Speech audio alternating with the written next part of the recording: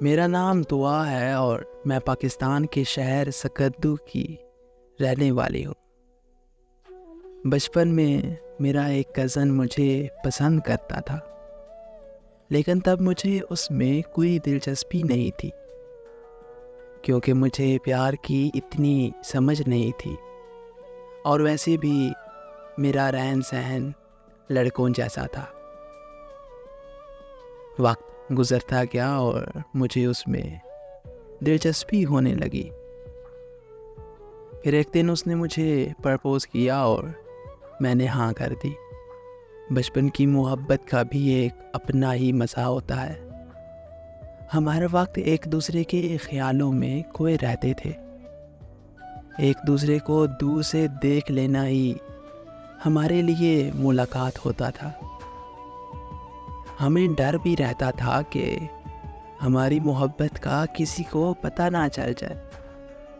وہ وقت میری زندگی کا سب سے خوبصورت وقت تھا۔ پھر اسے پڑھائی کرنے کے لیے پشاور شہر جانا پڑا۔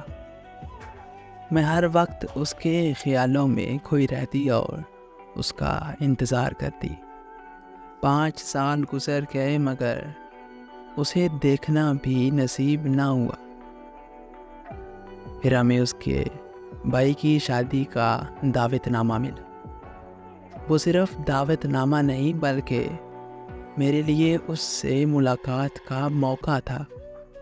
ہم سب شادی پر چلے گئے اور پھر وہاں میں نے اسے دیکھا۔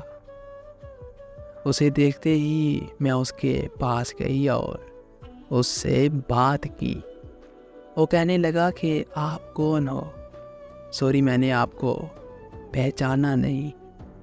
یہ سن کر میرا دل تکلیف سے چکنا چور ہو گیا۔ جس کا کئی سالوں تک انتظار کیا وہ تو مجھے پہچاننے سے بھی انکار کر گیا۔ لیکن پھر سمجھ آیا کہ غلطی اس کی نہیں تھی۔ 5 سال پہلے میں لڑکوں کی طرح رہتی تھی، لیکن اب میں جوان ہو چکی تھی اور لڑکیوں کی طرح رہنے لگی تھی۔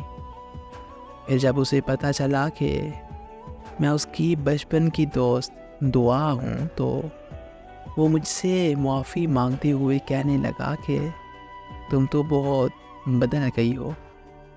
پھر اس نے مجھے اپنا فون نمبر دیا اور جب میں گھر واپس آئی میں نے اسے میسج کر دیا، اور اس طرح ہماری آپس میں بات ہونے لگی۔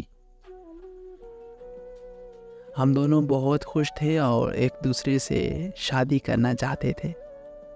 سب بہت اچھا چل رہا تھا، لیکن پھر مجھے خبر ملی کہ اس کی ماں نے اس کا رشتہ کہیں اور پکا کر دیا ہے۔ اس خبر نے میری دنیا ہلا کر رکھ دی۔